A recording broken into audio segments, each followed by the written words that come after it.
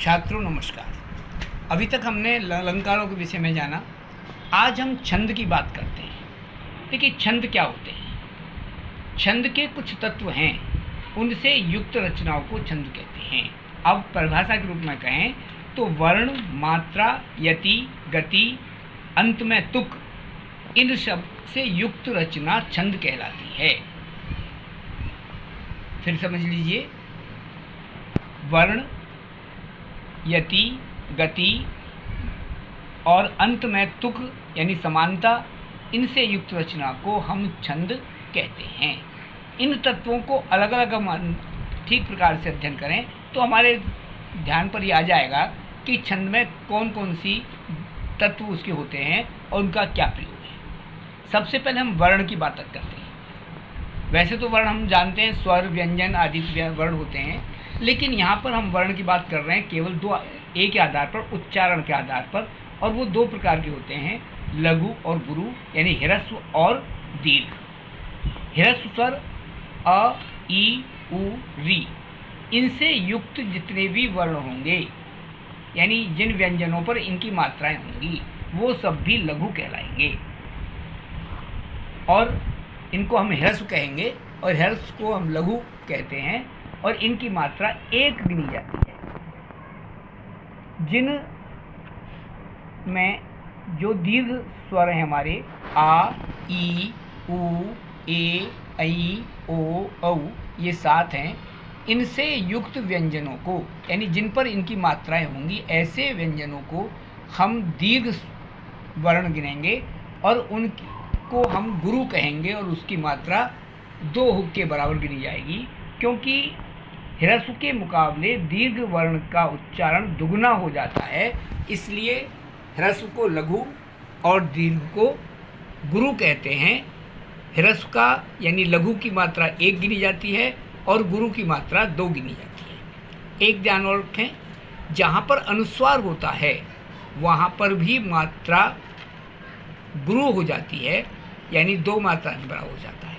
लेकिन चंद्र बिंदु जिसे कहते हैं, यानी अनुनासिक होता है, तो वहाँ पर लघु ही रहता है। ये मात्रा के गिनने में ध्यान रखने की बात है। अब आगे हम स्वर से आगे बात करें तो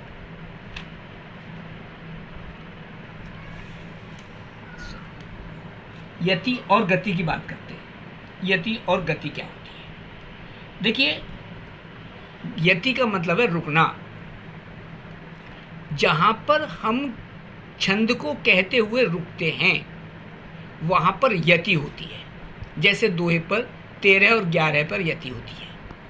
यहाँ पर हमको अल्प क्षण के लिए रुकना पड़ता है।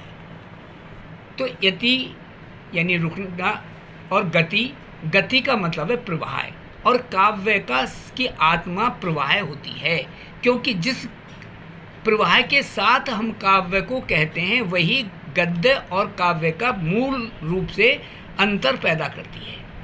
प्रवाह अलग अलग हो सकता है। हल छंद का अलग होता है, छंद को कहने वाले के आधार पर भी प्रवाह अलग हो सकता है, लेकिन वह प्रवाह ही उस छंद की आत्मा है। तो इसलिए यति और गति, इनका ध्यान रखना बहुत ही आवश्यक होता है।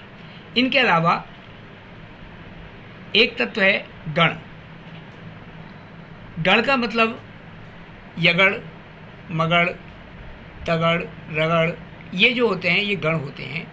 ये गण क्या हैं, इनको हम कैसे पहचानें, इनके सूत्र क्या हैं, इनको यहाँ पर मैं विस्तृत व्याख्या नहीं कर रहा हूँ। इनके लिए मैं एक अलग से वीडियो डालूँगा, क्योंकि मैंने इंटर और उससे ऊपर के भी छात्रों को ये कहते सुना है कि हमारी समझ में कभी आज तक नहीं आया कि ये अगड़ मगड़ क्या हैं, और इनको हम केवल रट याद तो कर लेते हैं पर हमारी समझ में कुछ नहीं आता।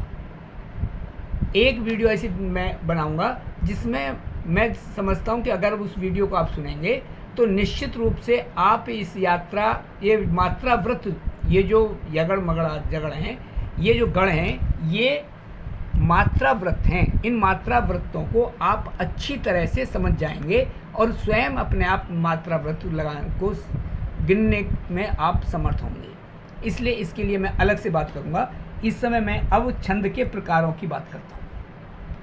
छंद 2 प्रकार के होते हैं, मात्रिक छंद और वारणिक छंद। जहाँ पर मात्राओं की गिनती के आधार पर छंद को बांटा जाता है, यानी छंद का आधार मात्राएं होती हैं, उसे हम मात्रिक छंद कहते हैं। जैसे दोहा, सोरठा, चौपाई, रोला, कुंडलियाँ, ये सब मात्रिक छंद हैं। वार्णिक छंद, जहाँ पर वर्णों की मात्रा निश्चित होती है और वर्णों की मात्रा के आधार पर ही छंदों को बांटा जाता है, उनको हम वार्णिक छंद कहते हैं, जिनमें सवैया, इंद्रवर्जा आदि आते हैं। तो आज मैं केवल छंदों के प्रकार तक की बात करता हूँ।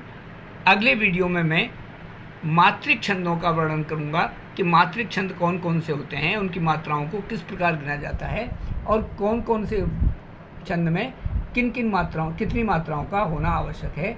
ये बात अगली वीडियो में करेंगे। अब इस वीडियो को आप लाइक करें, सब्सक्राइब करें और शेयर करें।